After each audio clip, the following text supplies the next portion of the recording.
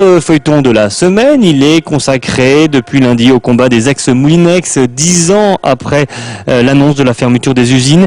Dernier épisode ce soir à Alençon, où un ancien salarié tente de perpétuer l'histoire de l'entreprise. Le combat pour la transmission du savoir-faire et de la mémoire industrielle. Un feuilleton préparé par Aurélie Misery, Stéphanie Lemaire et Fabrice Lefebvre. À 66 ans, Claude Renaud pourrait profiter d'une retraite tranquille. Salut Laurent, Claude, ça va? Oui. Pourtant, avec d'anciens collègues de Moulinex, il a monté son association et une entreprise baptisée Revivre.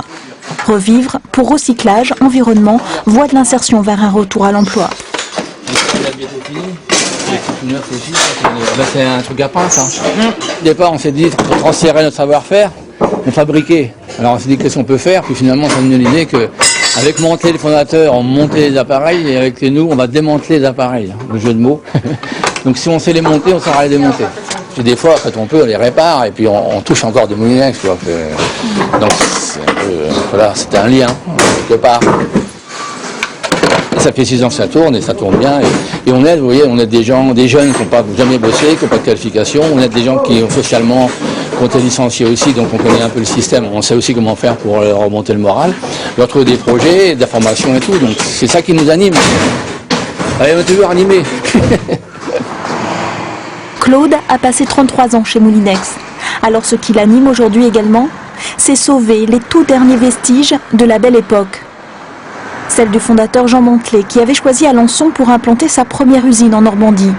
Celle des années fastes, où des milliers de moulins légumes, puis de fer à repasser, sortaient des ateliers de production. L'industrialisation, les 30 glorieuses, ça a eu un impact important dans la région. C'est aussi tous les gens de la campagne qui viennent dans les années 1960 notamment, qui arrivent et qui sont embauchés dans une entreprise comme Moulinex. Donc par exemple, on a 18-20 cars qui circulent toute la journée, en équipe du matin, équipe du soir, équipe de nuit, et ça fait venir des gens de la campagne. Il y a un changement de mentalité.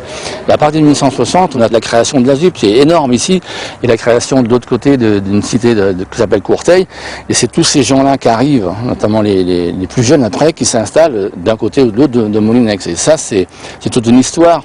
Et puis il y a l'histoire technique, la technologie, l'évolution, c'est énorme. Entre les appareils à main, puis après on y met un moteur dedans, ça fait moulin café, puis après ça évolue, le numérique, etc.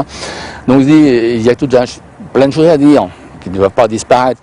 Pour que cette histoire ne disparaisse pas, Claude Renaud aimerait un lieu consacré à cette mémoire industrielle. Ce lieu, il l'imagine dans la cathédrale.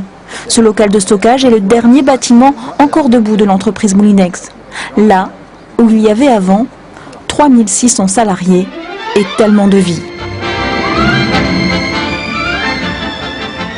Mais l'idée d'une réhabilitation pour créer un musée est un projet trop cher, assure la mairie, qui envisage la démolition de l'édifice.